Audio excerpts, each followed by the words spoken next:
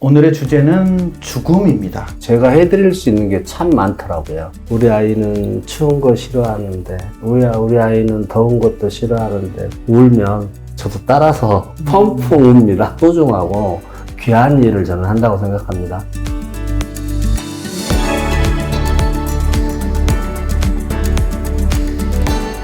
안녕하세요. 반갑습니다. 오늘은 조금은 무거운 주제를 가지고 여러분들과 좀 공감을 나누는 시간을 좀 갖고자 하는데요. 오늘의 주제는 죽음입니다. 참 어려운 문제인데 우리가 반드시 극복해야 할 문제고 극복을 해야만 행복이라는 열차를 탈 수 있지 않을까라는 생각을 가지고 있습니다. 오늘은 이런 죽음이란 주제를 직업으로 삼고 계시는 분을 모시고 얘기 한번 나눠보도록 하겠습니다. 천상의 상조로 운영하시고요. 장례 지도사를 하고 계시는 김선종 대표를 소개하겠습니다. 안녕하세요. 반갑습니다. 예, 먼저 자기소개 내지는 회사 소개 간단히 좀 부탁드리겠습니다. 네. 저는 18년차 장의사를 하고 있는 김선종이라고 합니다. 운영하는 회사는 후불제 상조인 천상의 상조를 운영하고 있고요.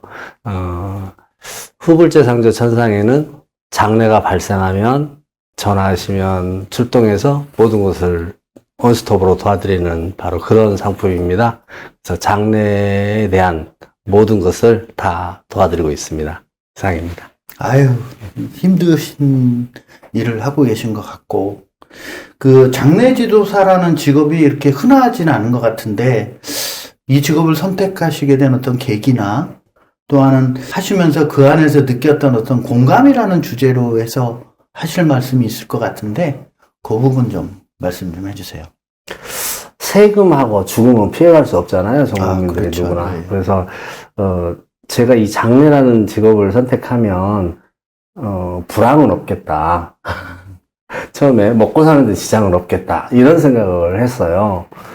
그래서 2008년 1월 달부터 시작을 했는데 처음에는 물론 영업을 했었죠. 지금은 이제 고인을 만지는 장례 지도사라는 직업으로 후불제 상조를 운영하고 있고, 그런데 저는 고인을 볼 때마다 너무 좋은 거예요.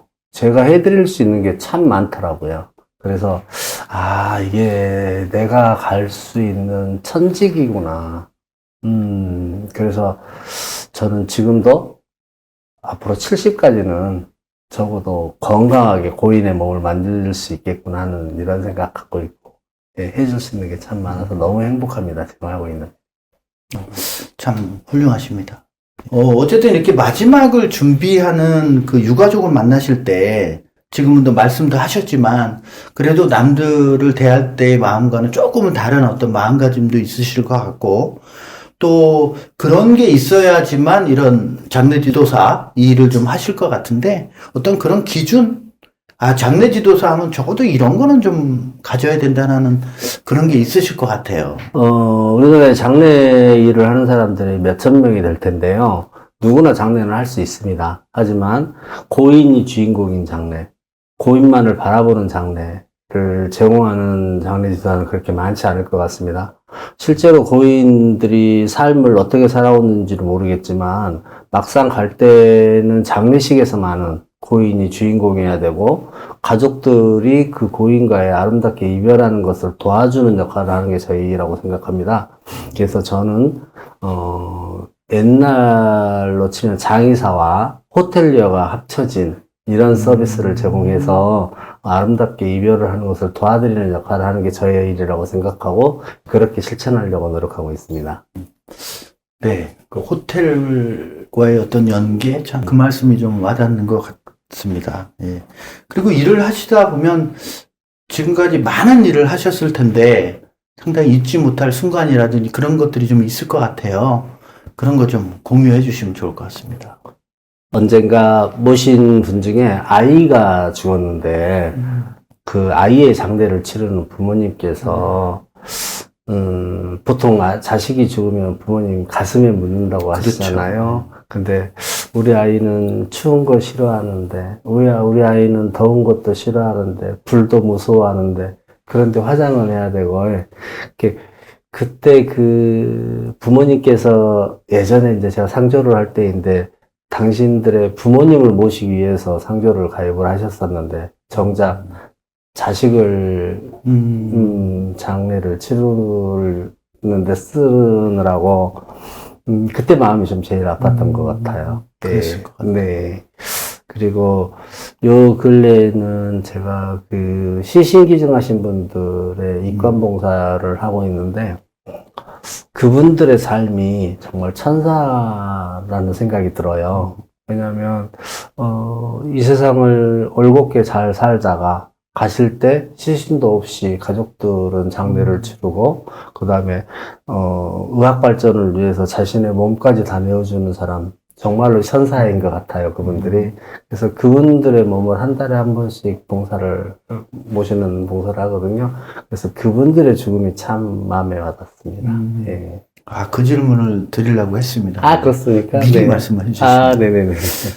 근데 아무래도 장래가 발생하면 유가족들이 상당히 힘들어할 것 같아요. 근데 우리가 어떤 말로 위로를 하는 것보다는 어떤 우리 태도나 여러 가지가 먼저일 것 같다는 생각이 좀 들거든요. 그래서 정말 그들을 위해서 우리가 좀 핵심적으로 생각해야 될 어떤 행동, 태도 그런 게 어떤 게 있을까요?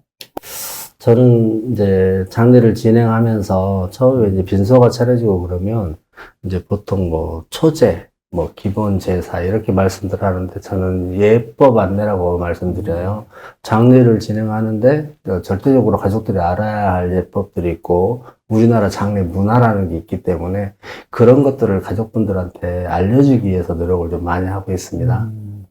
그래서 뭐 조상과 문상에 대해서도 알려주고 죽음에 대해서도 알려주고 그런 것들을 이렇게 충분하게 알려줘서 문상 받는 법, 조상 받는 법 이런 것들을 알려주는 그런 역할을 하는 게 저의 역할인 것 같습니다. 감정적인 소모가 상당히 좀 클 것 같아요. 그래서 그런 슬픔을 받아들이면서도 잘 유지할 수 있는 어떤 그런 비결? 뭐 그런 게 혹시 있을까 싶어요.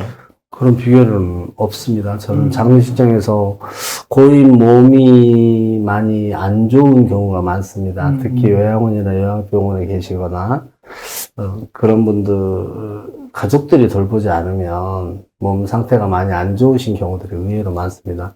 그럴 때는 좀 많이 속상해서 우리 어머니 같고 우리 할머니 같아서 많이 웁니다. 그래서 우리 가족분들이 또 울면 저도 따라서 펑펑 웁니다. 그럴 것 같아요. 네, 맞습니다. 예. 대표님 보면 네. 그러실 것 같아요. 네. 네, 그래서 근데 유가족들이 뭐 여러 가지 말씀하겠지만 네. 그 진심으로 정말 고맙습니다 할 때 그 느끼는 장례 지도사로서의 어떤 느낌? 그게 또 어떤 의미가 있을까요? 저희들한테는 그게 가장 큰 상이죠. 가장 감사함의 표현이고, 그리고 저희들한테는 제가 어떤 사람이 나이가 90대이신 분이 저한테 폴더 인사를 하겠어요. 이 장례라는 일을 하면 그렇게 폴더 인사를 수없이 받습니다. 정말로 처음부터 끝까지 계속 저하고 눈만 마주치면 폴더 인사를 하시는 어르신들이 있습니다. 그만큼 저희들이 하는 일이 소중하고 귀한 일을 저는 한다고 생각합니다.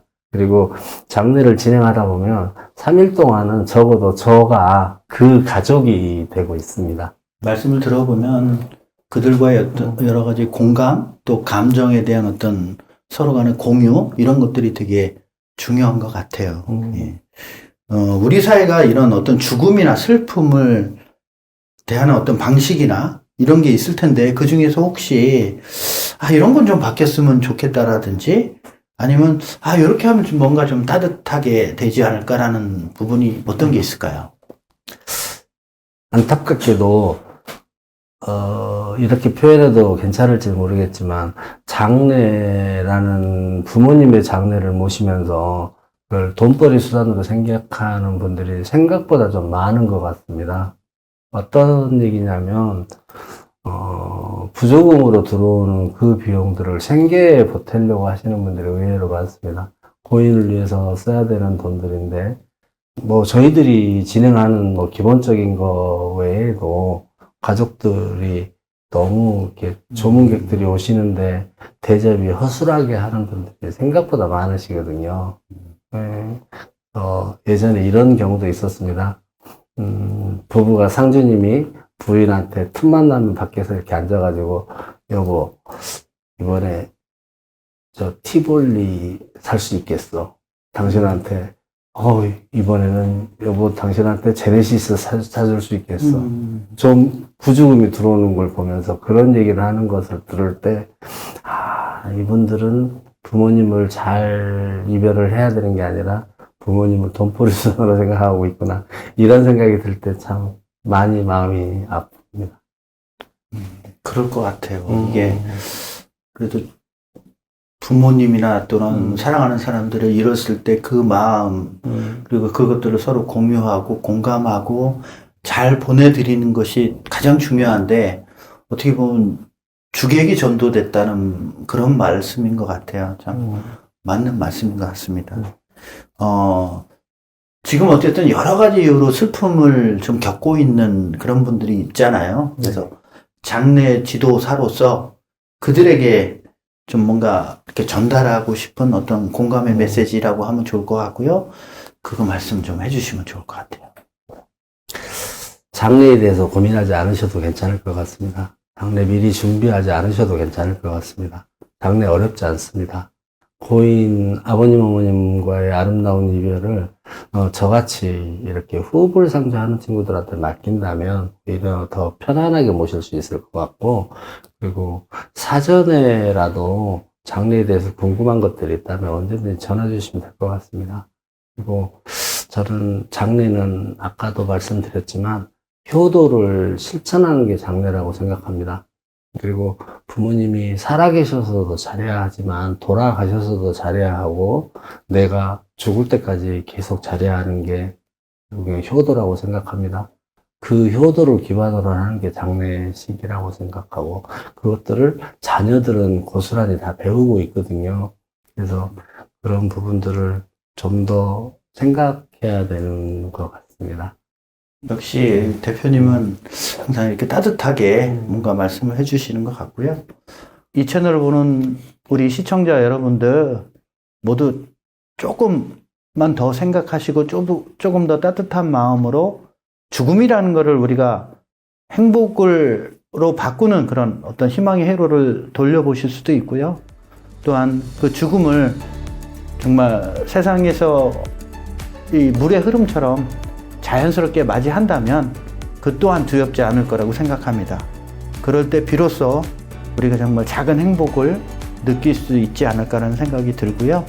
오늘 이렇게 무거운 주제지만 이렇게 따뜻하게 말씀해 주신 우리 대표님 감사합니다. 고맙습니다.